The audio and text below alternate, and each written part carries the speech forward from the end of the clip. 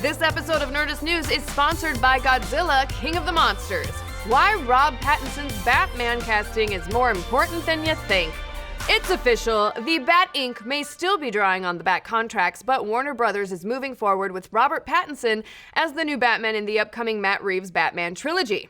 And while this news may be drawing up a lot of debate amongst Bat fans online, the casting news is not as bad as they might initially think. So before it's all petitions and pitchforks, let's break down why casting Robert Pattinson as the Dark Knight might be the breath of fresh air that the franchise needs.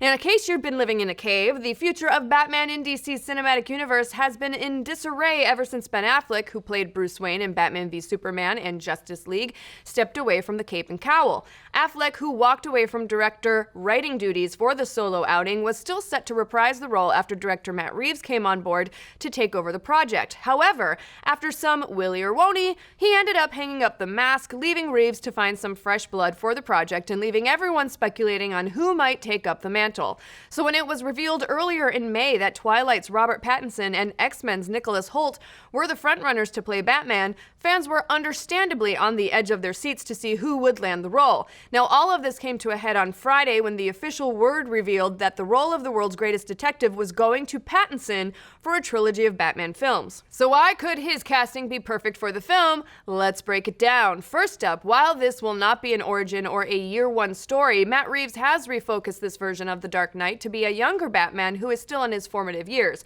While Robert Pattinson is 2 years older than Christian Bale was when he was cast to play Batman, it's not a hard argument to make that Pattinson certainly looks younger and will be able to fulfill a trilogy without looking like he's aged too much. How long have you been 17? A while. Now, reportedly, this trilogy will focus on Batman as the world's greatest detective. Now, this is an integral part of Batman's mythology that we haven't really seen on screen before, outside of the bullet fragment sequence in The Dark Knight. So devoting a whole trilogy to a hard-boiled Bruce Wayne solving crimes in a noir setting will give us a new version of Batman that still stays rooted in his character. And if you need a moody/noir actor to fit the bill, this seems to be right in Pattinson's wheelhouse. Now, another rumor cooking on the campfire is that these films will be playing with all of the villains who make up Batman's rogues gallery, and we all know how deeply his villains run and how iconic some of those characters are. So how will this work with Pattinson? Well, after his turn as Edward Cullen in Twilight, Robert Pattinson has largely chosen more creative and artistic roles that have allowed him to develop and mature his acting skills in main and, more specifically, supporting roles. An example of this is in The Lost City of Z, where he shows off his true strengths as a character actor, which means he knows how to play well off of others. Skills that will be immensely important for a trilogy where Batman has to act against his entire rogues gallery. And if you're still stuck on the fact that Pattinson played the sparkly vampire Edward Cullen in the Twilight film series, then you can take solace in these 2 points. 1, he has made it clear in interviews that it was just a job, and he hated the movies and role just as much as we did. There's a lot of stuff in the Twilight world that doesn't make any sense. It's like, why are they still going to high school? And 2, look at the reaction to Heath Ledger being cast as the Joker in The Dark Knight. People decried Ledger as just being a teen heartthrob, but he went on to win an Academy Award for the role, as well as creating one of the most iconic versions of the Joker. And if you're still on the fence, then we have one more piece of evidence for you. The Dark Knight trilogy director Christopher Nolan has tapped Robert Pattinson for a role in his next film, Tenet, of which we know next to nothing about.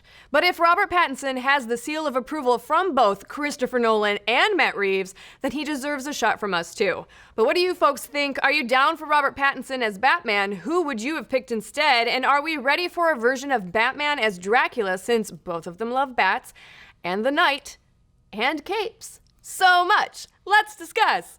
Thanks again to Godzilla, King of the Monsters, for sponsoring today's episode. The next chapter of the Monsterverse is here, pitting Godzilla against some of pop culture's biggest threats, Mothra, Rodan, and of course the three-headed Ghidorah. With an all-star cast including Kyle Chandler, Millie Bobby Brown, and Bradley Whitford, Godzilla must face off against these ancient threats as humanity's very existence hangs in the balance. Godzilla, King of the Monsters is in theaters right now.